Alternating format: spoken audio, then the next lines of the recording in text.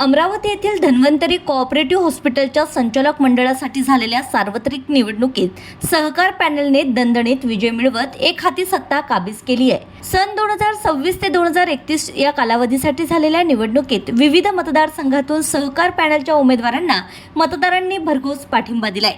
21 रिक्त संचालक पदांसाठी सहकार पॅनलने उभी केलेल्या 18 पैकी सर्व 18 उमेदवार मोठ्या मताधिक्याने विजयी झालेत। त्यामुळे रुग्णालयाच्या संचालक मंडळावर सहकार पॅनलचे वर्चस्व प्रस्थापित झाले। विशेष म्हणजे वैद्यकीय क्षेत्रातील मतदारसंघातून सहकार पॅनलचे 6 उमेदवार निवडणुकीपूर्वीच बिनविरोध निवडून आले होते। यामध्ये डॉक्टर ओजी मुंदडा, डॉक्टर अनिल रोहणकर, डॉक्टर आशिष साबू, डॉक्टर मनोज गुप्ता, डॉक्टर अविनाश लव्हाळे आणि डॉक्टर स्वप्नील शिरवाते यांचा समावेश आहे। रविवार 17 मे 2026 रोजी पार पडलेल्या या निवडणुकीत सुमारे 42% मतदारांनी मतदानाचा हक्क बजावलाय। मतदारांनी सहकार पॅनलला कौल देत धन्वंतरी रुग्णालयाच्या माध्यमातून सेवा देण्याची संधी दिल्याची भावना विजय उमेदवारांनी व्यक्त केली आहे। धन्वंतरी सहकारी रुग्णालयाच्या इतिहासातली ही सर्वात पहिली निवडणूक जी वारेमाप पैसा खर्च करून आम्ही आज साजरी केलेली आहे। दुःख या गोष्टीचं आहे, पॅनल निवडून आलं त्याचा आनंदी आहे, पण दुःख या गोष्टीचं आहे की आमचा हा पैसा इलेक्शनमध्ये खर्च झाला।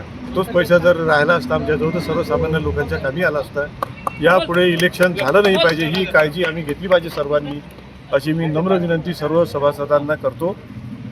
आणि दुसरी गोष्ट म्हणजे आता लवकरच 100 बेडचं रुग्णालय जे आम्ही बांधायचं ठरवलेलं आहे, ज्याचं प्लिंथ लेवलपर्यंत काम आलेलं आहे, ते लवकरच म्हणजे दिवाळीच्या दरम्यान लोकार्पण करण्याचा आमचा मानस राहील। आणि ज्या ज्या लोकांनी आम्हाला मदत केली त्यांचे आभार, विरोधकांचेही आभार मानतो आम्ही, कारण त्यांनी सर्वांनी सोबत काम करायचं आमच्यासोबत मान्य केलेलं आहे आणि त्यांचं आम्ही स्वागत करतो या ठिकाणी।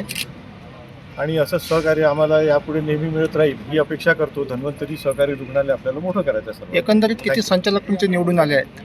आमचे 18चे 18 संचालक निवडून आलेले आहेत। जेवढे आम्ही उभे केले होते ते सर्वच्या सर्व निवडून आलेले आहेत, चांगल्या मतांनी निवडून आलेले आहेत, प्रतिसाद चांगला होता।